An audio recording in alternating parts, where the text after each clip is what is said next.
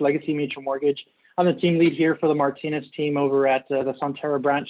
Happy to represent our company and our team as a whole. If you've never had the privilege of working with Legacy Mutual Mortgage or someone on our team, we're one of the premier lenders here in the San Antonio area. We've been named best places to work. We've also been named actually this year one of the top mortgage lenders in the industry. And really what makes our team and our company unique is just some of the same qualities, right, that make some of these top agents unique as well. High quality service, forward thinking, and definitely a client first mentality.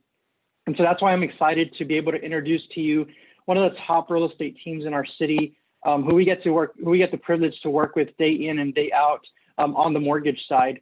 So Clint and Shane Neal are the founders and visionaries of a top real estate organization here in the San Antonio area. The Neal&Neal team at Keller Williams City View is driven by the huge mission of transforming the lives of others through real estate by building careers worth living, lives worth living, and legacies worth leaving. The company has had a reputation for providing five-star service to their clients and is on track to close over $100 million in sales volume in 2020. So I introduce to you Clint and Shane Neal. I appreciate it, Josh. You can go ahead and start the slides if you don't mind. Cool. I appreciate it, Josh. I know we value the heck out of your partnership and also over the years with you and Legacy.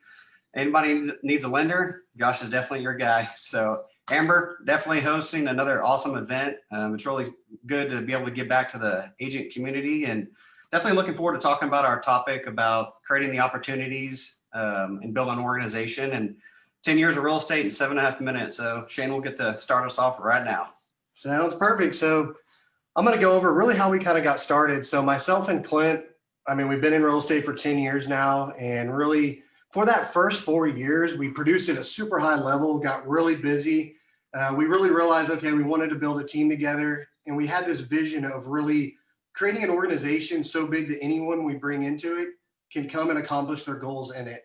So that drove us to do that. So we really chose even the real estate industry because of the opportunity and possibilities of growth through it. Yeah, when you're growing super, super fast and you're going to start looking for clues. We call them kind of triggers. Are you working 24/7? What's going to trigger you to, okay, do I need to hire a next person? Do I need to start growing our organization? You'll start seeing have a lot of leads. Your customer service may start lacking a little bit. I just kind of give everybody advice and start looking for those small triggers, because that's really going to trigger you to start wanting to grow. Yep, perfect. So looking at we'd like to talk at the end in mind.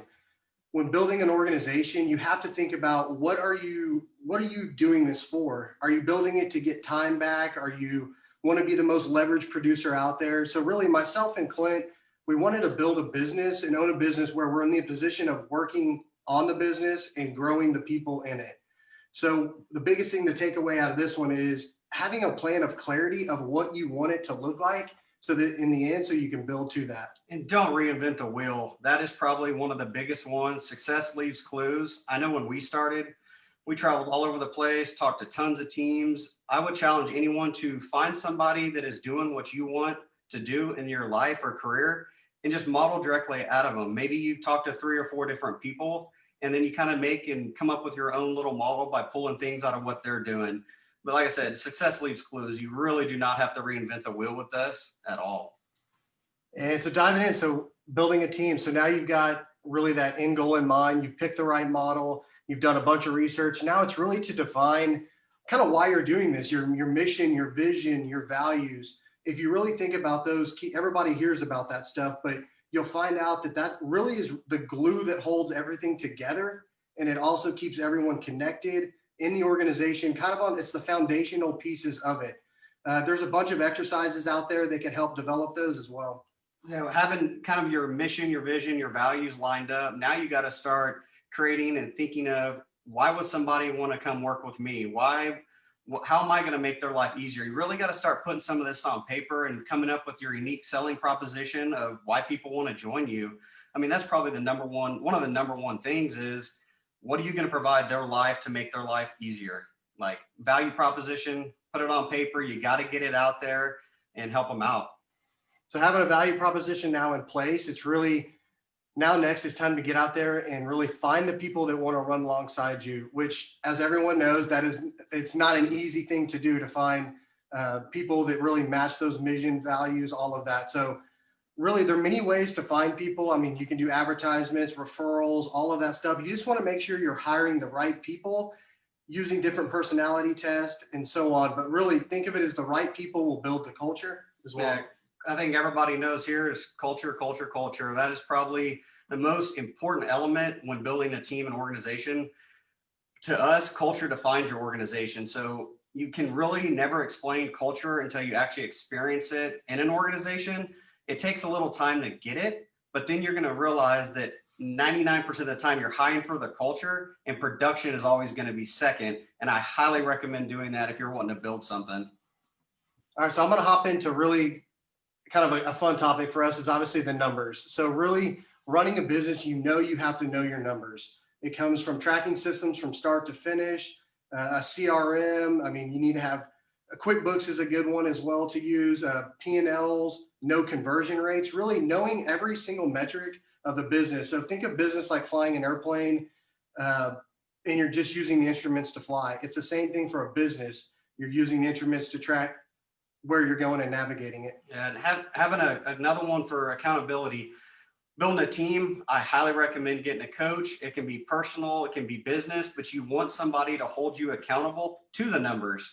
Not to mention that when you do hire people and bring them up in your organization or you're doing it for leverage, you want to have one-on-one weekly meetings with these people and not just about business. We've found personal goals is the number one thing. We're just using the business to get there. So this is a good example of an organizational chart, really, that kind of just shows like an opportunity roadmap.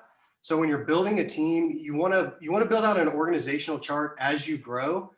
This really allows you to move a lot faster with clarity. So when this is in place, it gives team members really that clear path to where they could go and where the organization is going. I like to use examples. I mean, you're not going to drive across the US without Google Maps or Waze directing you. It's the same thing applies when building a business.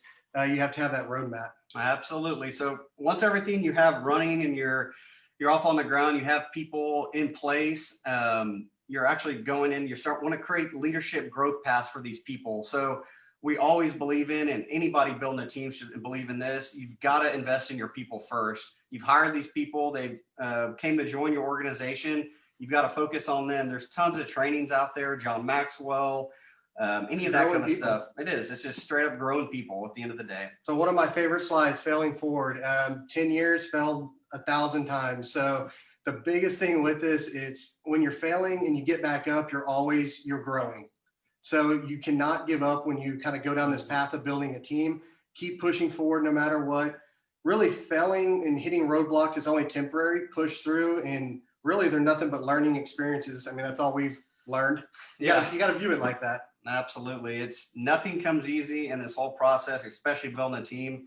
It definitely takes a while, and we're both super urgent, want it done now, but nothing happens overnight. So that's kind of a wrap up of 10 years and 7.5 minutes. So people have questions directly, that is a cell phone number and email directly to us. So feel free to reach out. I'd be happy to help. Thanks again, PT50 for it. Have a good time.